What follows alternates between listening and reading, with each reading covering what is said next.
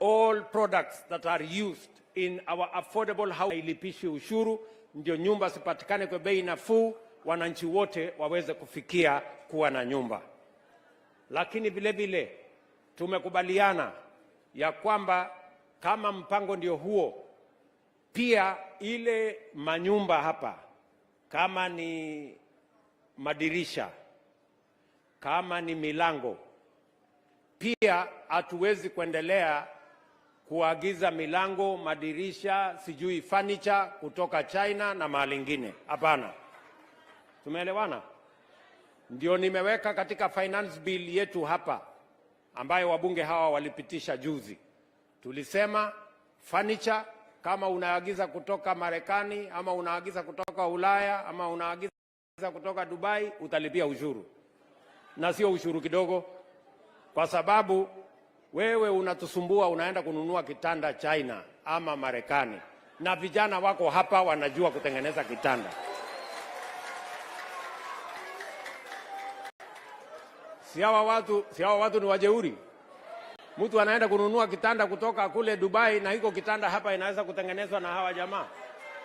Walipe ushuru hawa, wasilipe. Walipe ushuru kidogo ama kubwa. Vile vile tunaelewa bana, kwa sababu unajua wewe ukienda kununua bidhaa sijui ambayo inaweza kutengenezwa hapa Kenya, wewe unapatia kazi watu wengine, vijana wetu hapa wanahangaika. Si hapo iko makosa jameni? Vile vile tumekubaliana ya kwamba simiti, chuma hatutaagiza tena kutoka nje. Hapa Kenya tutapanua viwanda yetu ya kutengeneza simiti, tutapanua viwanda yetu ya kutengeneza chuma. Vijana wetu wa hapa Kenya wapate kazi, tuzalishe uchumi na utajiri wa taifa letu la Kenya, ndio Kenya iweze kwenda mbele. Tunaelewana jamini? Mnataka ati tuendelee kuagiza chuma kutoka nje?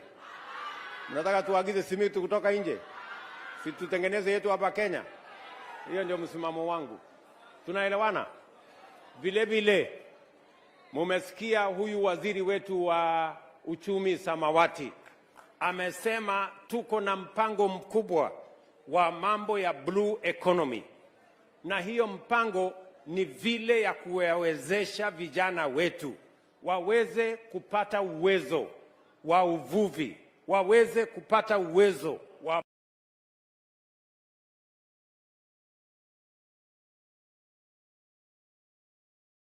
processing, waweze kupata uwezo wa value addition. Katika iko na hundi ya vijana wa Mombasa County, wale BMUs wa Mombasa County. Niko na hundi ya shilingi milioni 245, 245 million. Na hiyo hundi ni pamoja na ile nilileta karibu miezi 3-4 iliyopita. Hiyo hundi ni ya kusaidia hawa vijana, na nataka vijana wale wako katika mpango hiyo ya fishing wanisikize kwa makini. Tunawapatia hii pesa kwa sababu tunataka mtumie hiyo pesa kujipanga, kununua vifaa na kupanga mambo yenu ya uchumi samawati, mkienda kutuvulia samaki.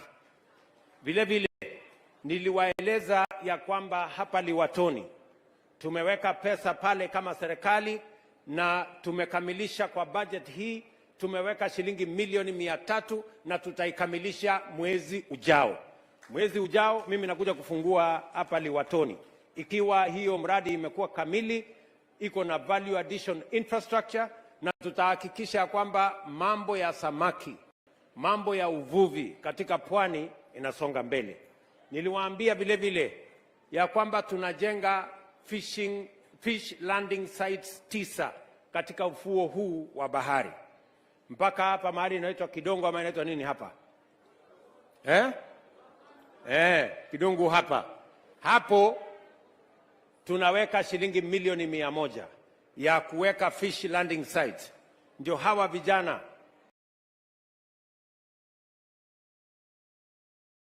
mkijipanga vizuri, mtatumia hiyo fish landing site mahali kuna barafu, mahali kuna cold room, mahali kuna value addition infrastructure, ndio tuweze kuhakikisha ya kwamba uchumi wale wanaendesha hiyo biashara wawe na pesa mfukoni, ndio tuweze kutumia kusukuma uchumi wa taifa letu la Kenya. Tunaelewana jameni? Na ndio mliona katika budget hii tuliweka na tukasema ya kwamba mambo ya kuagiza samaki kutoka nje ya Kenya ikome. Samaki hatuwezi kuleta tena kutoka nchi nyingine. Samaki hawa vijana wataendea hapa kwa bahari. Ama mnataka tuendelee ati kuagiza samaki kutoka nchi nyingine? Sio, ni ukumbavu? Ama ni upuzi mkubwa huo bwana. Hapa baharini hawa vijana tuwapange, watatuletea, watatuvulia samaki, tutakuwa na chakula, tutakuwa na biashara, na watu wataweka pesa mfukoni, tuweze kusonga mbele kama taifa. Na ndio sababu hiyo leo vile vile, so that you know we are serious about the blue economy. We are not only investing in the young people, in their skills, in improving their capacity, but we are also investing in the infrastructure.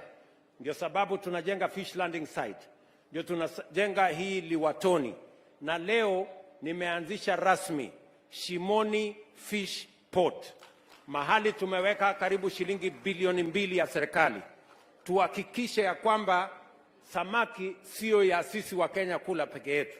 Hiyo samaki pia sasa tukiwa na fish port hapa Shimoni, tutaweza kuexport samaki ya Kenya iweze kwenda katika masoko mengine ya kitaifa. We have an opportunity to use the talent of our young people, to use the resources we have in the Indian Ocean, to export fish to other parts of the world, so that we can not only grow jobs, we can not only have food, but we can also improve our economy. Nyinyi mnanielewa? Watu wa Mombasa tumeelewana? Tumeelewana? Vile vile nataka munisikize kwa makini, kwa sababu niko na maneno ya hapa Mombasa. Mimi niliwaeleza ya kwamba port hii ya Mombasa, wale wajuaji walikuwa wamepeleka port operation wakapeleka Nairobi. Niliwaambia kazi yangu ya kwanza ni kurudisha port operation kutoka Nairobi ije hapa Mombasa. Sindio? Sindio? Wale majamaa walikuwa wanafikiri ni mambo ya mchezo, lakini siku yangu ya kwanza nilifanya hiyo kazi. Ile sasa kazi imebaki hapa Mombasa, mambo bado. Ni mnanielewa? Hii port mambo bado. Hii port bado tunataka sasa tuifanyie kazi vizuri, kwa sababu ile vijana wanafanya kazi hapa port ni wachache. Ni karibu vijana 8,000. Tunataka kupanga hii port pamoja na special economic zone iajiri vijana zaidi ya 50,000. Nataka munisikize kwa makini. Tunaelewana? Munisikize bwana. Hii port this port is a big resource in the Republic of Kenya. Ports zingine katika dunia yetu hii port yetu kwa sasa, kwa ile makadirio ya vile efficiency na ile kazi inafanya, kati ya ports 348 duniani, kati ya port 348 hii yetu ya Mombasa ni number 326. Unaona vile mambo yetu imeharibika hapo? Yaani tuko huko nyuma, karibu mwisho, kwa sababu haina efficiency, haina mpango, haina nini. Mimi nataka tukubaliane kama Wakenya, hii port tunataka tuipange mpaka iwe kati ya port 10 bora duniani. Ama mnataka iendelee kuzembea huko nyuma karibu mkia? Situpanue jameni, ndio vijana wapate kazi na tuendeshe biashara. Na ndio sababu hiyo mimi nataka niwaeleze, na wale watu ambao walipeleka port kule Nairobi wasianze kuniuliza maswali. Nyinyi mliopeleka port Mombasa, mnyamaze kwanza, tupange mambo ya port mpaka ikae mzuri. Ama namna gani bwana? Tuko pamoja? So hii port natafuta waegezaji. Mimi hakikisho langu kwenu ni kwamba port ya Mombasa will never be privatized. That you have my word. Lakini port ya Mombasa tutaifanyia investment. Tutaleta watu ambao watatusaidia kupanua hiyo port. Badala ya kuwa na TUEs milioni 1, tunataka ifike TUEs milioni 5, milioni 8, ikienda milioni 10. Na tuhakikisha kwamba iko na efficiency. Na ndio mimi nataka tukubaliane kama watu wa Kenya. We must use the port in Kenya to make sure that we derive economic benefits. We create jobs, we create investment, and we create industries. Ndio nimeuliza watu wa KPA. Ile mambo ilifanyika pale Dongo Kundu. Hiyo Dongo Kundu tumezungumzia karibu miaka sijui 20 na haijafanya kazi. Hiyo Dongo Kundu nimesema kwamba kuna mpango ilifanywa pale. Orodha ya watu imeandikwa mrefu ati ni watu wa Dongo Kundu. Huyu PO Box Kakamega, huyu PO Box sijui wapi, huyu PO Box sijui wapi. Wewe kama PO Box yako ni Kakamega, wewe unafanya nini Dongo Kundu? Kama sijui kama tunaelewana. Kama wewe PO Box yako ni Eldoret, unafanya nini Kakamega? Ama PO Box Nairobi, wewe unafanya nini Dongo Kundu?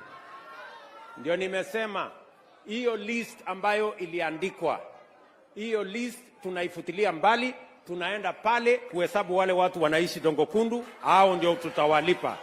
Wale wakora wengine wote watoke. Ninyi mnanielewa? Nani simuna vile nimesema? Na mimi sipingani na mtu. Wale wakora, wafisadi, wezi, maland grabber, mambo yao ni matatu. Finish.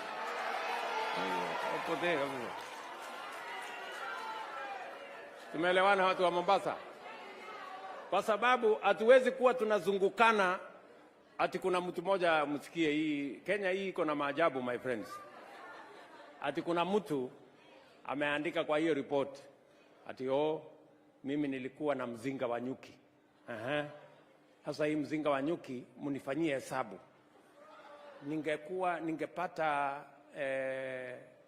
Ningepata asali kwa miaka 20. Sasa tupige hesabu, imepigwa hesabu ati hiyo mzinga ya nyuki imelipwa 1,100. Bwana. Sasa wewe ulijuaje kwanza kutakuwa na nyuki ndani ya hiyo mzinga? Hii ni upuzi. So, tafadhali tukubaliane. Tuko pamoja? So, we are going to make sure that we compensate only people who truly live in Dongo Kundu. Wale watu wengine wote ambao hawana haja na Dongo Kundu waende mbali, so that we can move it fast. Na hiyo kazi mimi nataka nimalize in the next 2 months. Tumemaliza hiyo kazi Januari, tunaanza kujenga mambo ya Dongo Kundu. We don't want to quarrel with people. Sijui kama tumeelewana ndugu zangu. Mnasema tusukume hii kazi iende mbele ama mnataka tukae naye tu hivi hivi? Munisikize pia. Niliwaahidi ya kwamba hii barabara yenu ya kutoka hapa Nyali, hapo kwa bridge, tunaijenga mpaka baadaye tutaiunganisha na Kilifi. Hiyo kazi imeanza. Tunataka kuondoa hiyo jam na msongamano wa magari yote, pite Mtwapa, na baadaye tunataka tukuje tuunganishe na sehemu hii, tusukume mpaka iungane na nchi yetu ya Tanzania, iwe dual carriageway. Ndio tufungue kabisa Mombasa hii. Nitakuja tena ile dual carriageway ya kutoka hapa kwenda mpaka Mariakani. Contractor yuko pale, nitarudia baadaye mwaka huu ama mwaka ujao, kwa sababu we want to use the port of Mombasa as an economic engine for the Republic of Kenya. Tunaelewana jameni? Tuko pamoja? Najua watu wa hapa niliwaahidi jana wakati nilikuwa Kiembeni kule, niliwaambia waziri wa ardhi atakuwa Mombasa. Huyo waziri wa ardhi ndio huyu mama yuko hapa leo. Huyu Alice sasa atashughulika na hii wakora wote ambao wanasumbua nyinyi. na tuko na pesa kwa budget shilingi bilioni 1 ya kwanza ya kuanza kulipa wale mabwenyenye wa wanaitwa nini wale watu wa absentee landlords, wale watu ambao wako hapa na matitle lakini hawana shamba yao imekaliwa na wananchi. So tutawalipa pesa, alafu ile shamba tutagawia wananchi wenyewe waweze kuishi hapo. Nimekubaliana na huyu Mohamed Ali, huyu mbunge wetu wa Nyali, kwamba pale kwa Bulo tuko na ekari 1000 wananchi wamejaa pale kwa Bulo, lakini ilikuwa ni shamba ya serikali, ilikuwa na shamba ya kampuni fulani. Mimi nataka niwahakikishie sasa tunafanya kazi na huyu gavana wenu, tunafanya planning, na mimi nataka niwahakikishie ya kwamba hiyo ardhi tutaifanyia usorovea, na mimi nitarudi hapa kuhakikisha ya kwamba kila mwananchi pale kwa Bulo, hiyo sehemu yote, wanapata hati yao ya miliki ya mashamba yao na dunia yao itakuwa sawa sawa. Tunaelewana? Tuko pamoja nyinyi watu wa Mombasa? So wewe Mohamed Ali, wacha kuniweka pressure, nimekubali mambo yako, si ndio? Tumekubaliana. So tunataka tushirikiane hivyo, tufanye kazi pamoja, na mimi nataka niwahakikishie ndugu zetu watu wa Mombasa, hii Mombasa kwa mapenzi ya Mungu inshallah tutaibadilisha, na tutaibadilisha kwa miradi na mipango ya maendeleo. Tunaelewana? Najua tuko na mambo yenu ya maji, tulikuwa pale Mwache juzi kuongeza maji itakayokuja Mombasa. Nitarudia Mzima kuongeza maji ambayo itakuja Mombasa, na miradi mingine ya maji tushaongea, waziri anapanga.